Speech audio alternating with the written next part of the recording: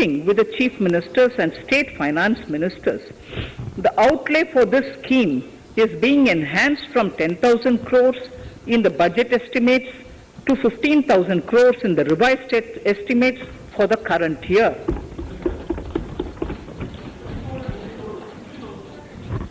For 22-23,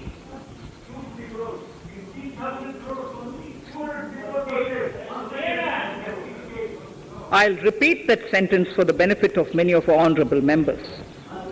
In deference to the requests received during my meeting with chief ministers and state finance ministers, the outlay for this scheme is being enhanced from 10,000 crores in the BE to 15,000 crores, 15,000 crores in the RE of the current year. For 22-23, the allocation is 1 lakh crore to assist the states in catalyzing the overall investments in the economy. These 50-year interest-free loans are over and above the normal borrowings allowed to the states, are over and above the normal borrowings to the states. This allocation will be used for PM Gati Shakti related and other productive capital investments of the states. It will also include components for supplemental funding for priority segments of PM Gram Sadak Yojana, including support for the state's share, digitization of the economy, including digital payments and completion of OFC network, and reforms related to building bylaws, town planning schemes, transit-oriented development, and transferable development rights.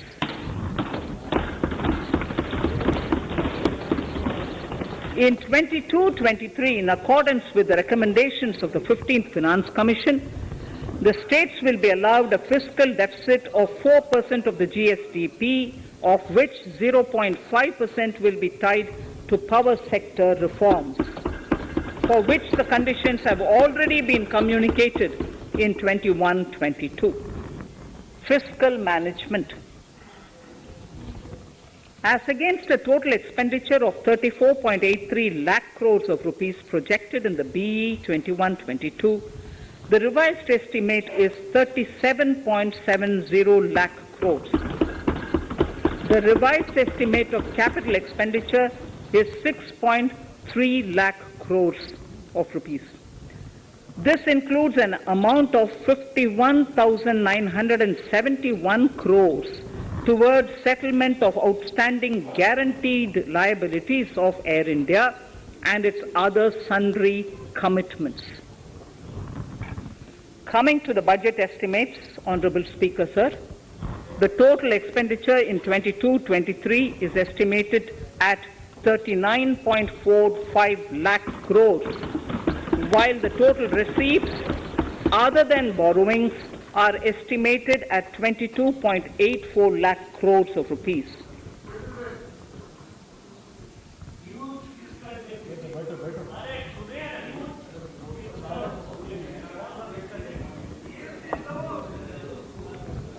The revised fiscal deficit, Honorable Speaker, in the current year is estimated at 6.9% of the GDP, as against 6.8% projected in the budget estimates.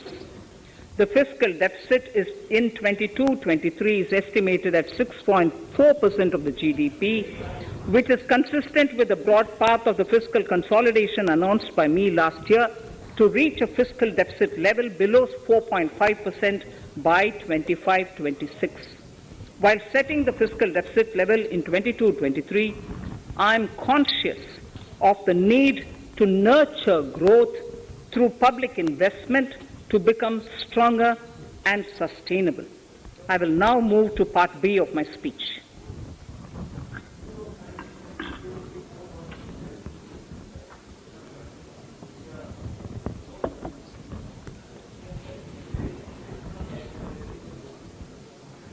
Direct tax. Honorable Speaker, sir, I take this opportunity to thank all the taxpayers of our country who have contributed immensely and strengthened the hands of the government in helping their fellow citizens in this hour of need. So I have brought in a little verse from the Mahabharata.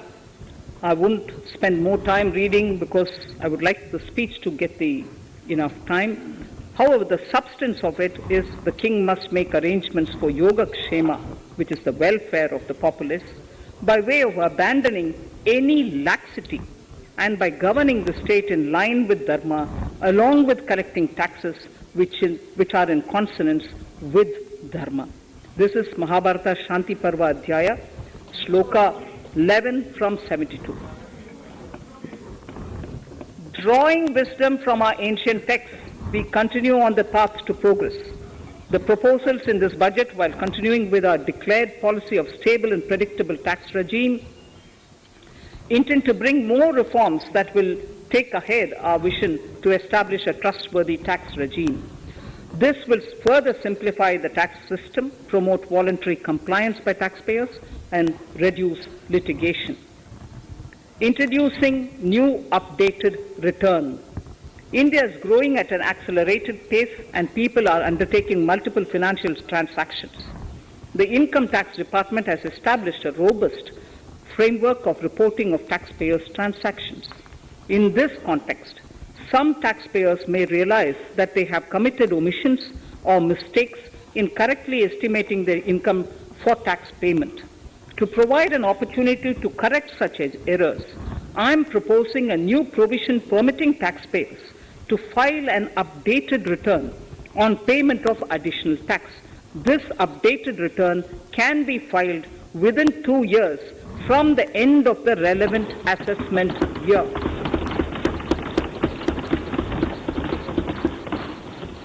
Honorable Speaker, sir, presently, if the department finds out that some income has been missed out by an assessee, it goes through a lengthy process of adjudication.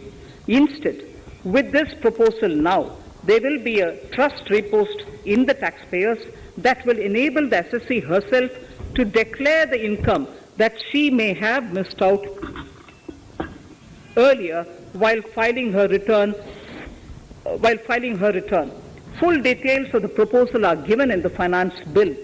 It is an affirmative step in the direction of voluntary compliance.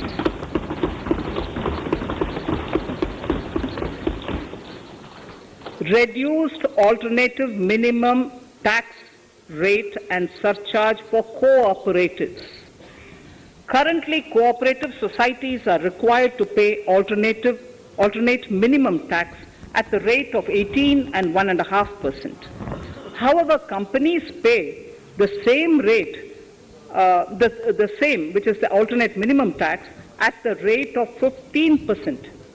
To provide a level playing field between cooperative societies and companies, I propose to reduce this rate for the cooperative societies also to 15%. Honorable Speaker, sir, I also propose to reduce the surcharge on cooperative societies from the present 12% to 7% for those having total income of more than 1 crore and up to 10 crores. This would help in enhancing income of cooperative societies and its members who are mostly from the rural and from farming communities. Tax relief to persons with disability. The parent or guardian of a differently abled person can take an insurance scheme for such person. The present law provides for deduction to the parent or guardian only if the lump sum payment or annuity is available to the differently abled person on the death of the subscriber, that is the parent or the guardian. There could be situations where the differently abled dependent may need payment of annuity or lump sum amount even during the lifetime of their parent or guardian. I propose thus to allow the payment of annuity and lump sum amount to the differently abled dependent during the lifetime of the parent and guardians, that is parent or